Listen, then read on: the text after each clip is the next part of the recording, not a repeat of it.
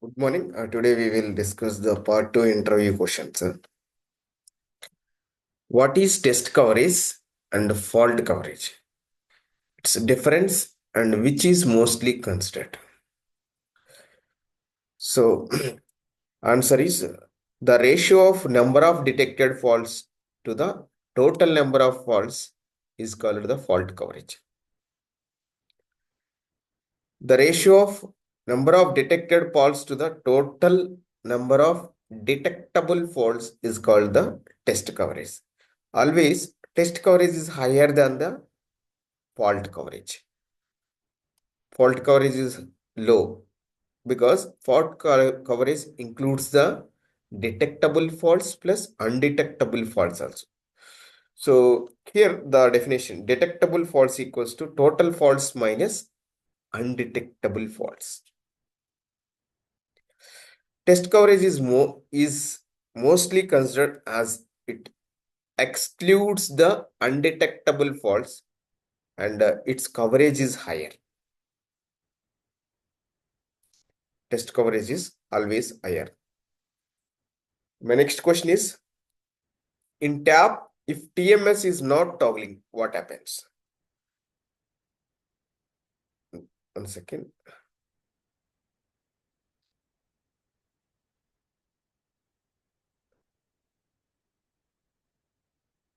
Okay, right.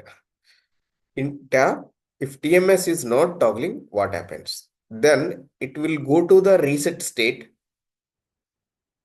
of tab, that is a test logic reset state. Next one is states in tab controller, why data registers come before the instruction register. There are 16 states are there in tab controller to flesh out some patterns which are already present in it. So the data registers are used to flesh out some patterns which are already present in it.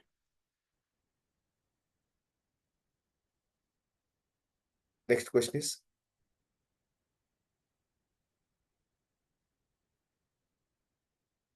what is scan chain shifting?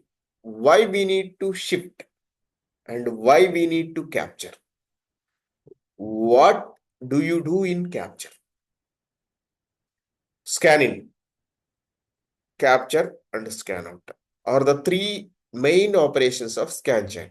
So scan in is for loading the data. Capture is loading the data from the functional inputs. Combo logic, D path. This is from SI path. And the scan out, shifting out the data which is stored in the flops. So these three are the main operations of scan chain. Scan in, capture, and scan out. So scan in is used to shift in the pattern to the flip-flop when S is 1. Scan enable is 1. So we are going to shift the data into the flip-flops, scan flops. Next, capture is used to capture the data, capture the manufacturing defects in the combinational logic to the next flop when SC is 0. So next one is scan out is used to shift out those manufacturing defects to the output. The process of shifting will cover all the parts of the device and the test coverage will be more. Next question is, how many scan clocks are used in scan? That will depends on the design. So if you go with the Mux D,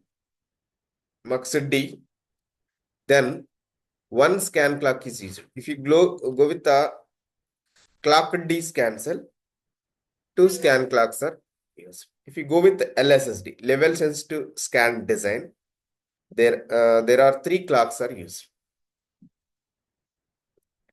Next one is, what is FSM? What is the FSM used in tab? 16 states synchronous FSM is used in tabs, which is controlled by TCK and TMS. Test clock, test mode. What are the uses of boundary scan cells?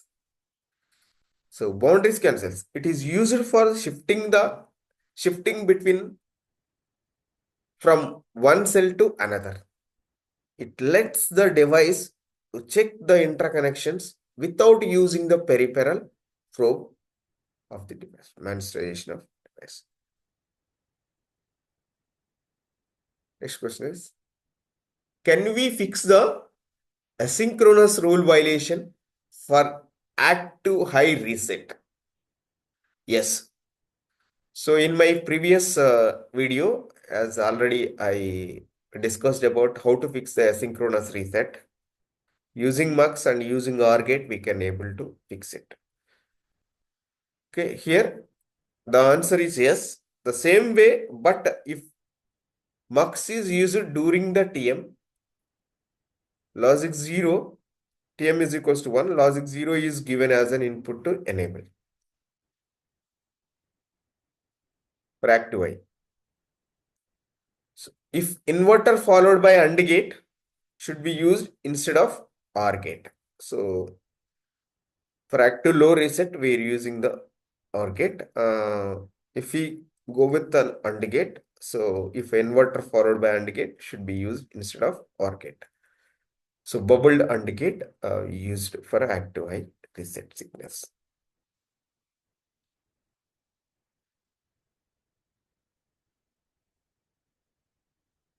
Yeah. So the question continues into previous question. Can we fix the asynchronous rule violation without using mux? Yes. Yes. Using OR gate to the enable signal when TM is 0, the functional mode. So it resets. When TM is 1, scan mode, it cannot be reset as it is enable low, active low reset, asynchronous reset. So active high means we will go with the bubbled AND gate. Active low means we will go with an OR gate. So instead of mux. My next question is,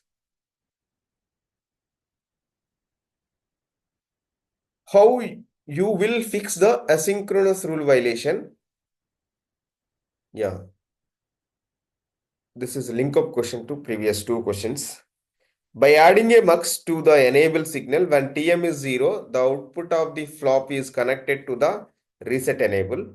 So depending on that, it resets. When TM is 1, the logic 1 is connected to the enable signal, so which disables the reset during the scan mode.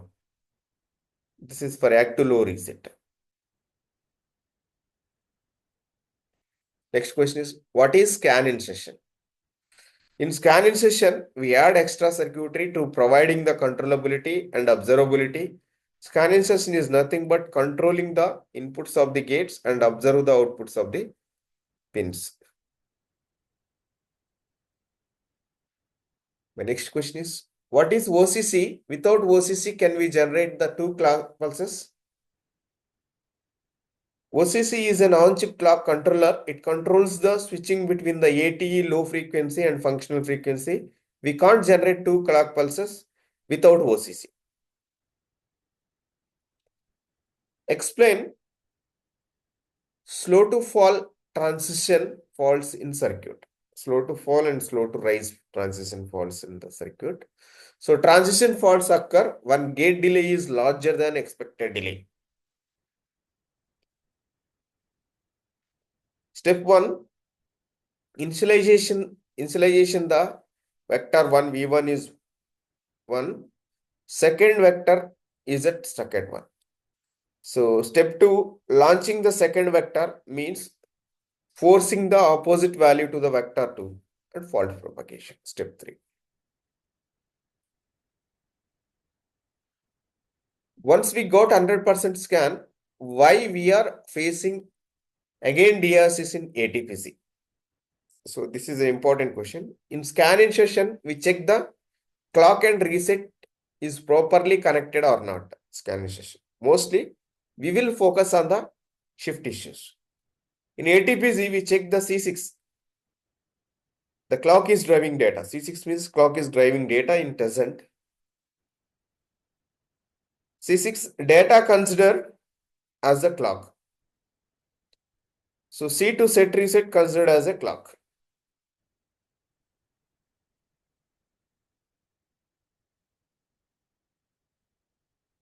Next question is DFT violations.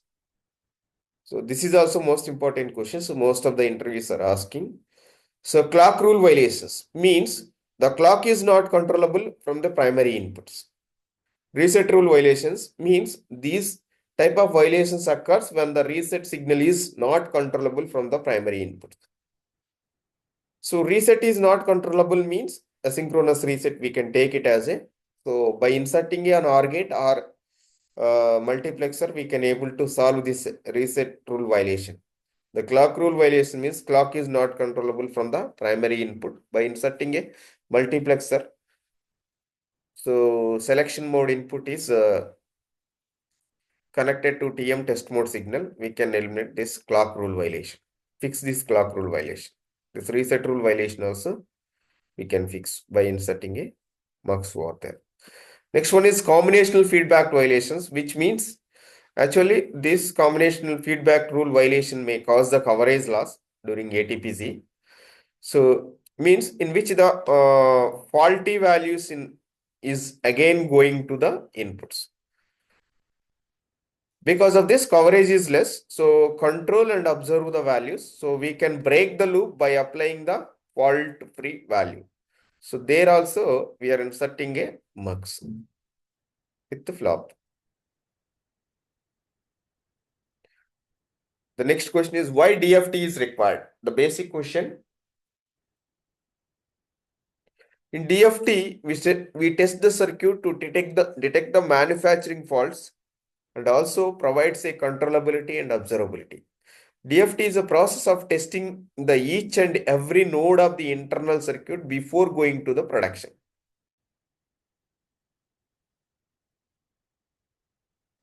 Yeah, the continuation for the previous question is cross question. Without DFT, is there any technique to use?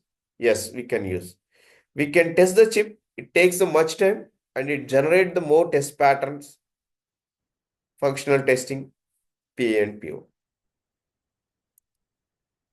Next question is explain compression architecture. What is compression ratio? The main objective of the compression is to reduce the test cost, test data volume, and also reduces the test patterns. And also we can reduce the test time with the help of compression technique. The architecture of compression is having two parts, decomposer and compactor. Compression ratio, number of internal scan chains by external scan channels or pins.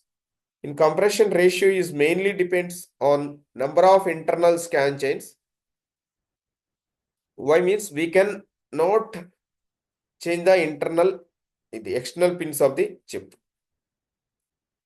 We can change the internal scan chains by increasing the compression ratio.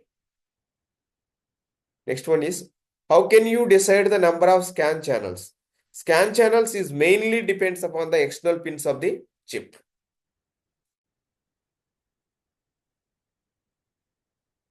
What are the inputs for scan compression and which technique is used why?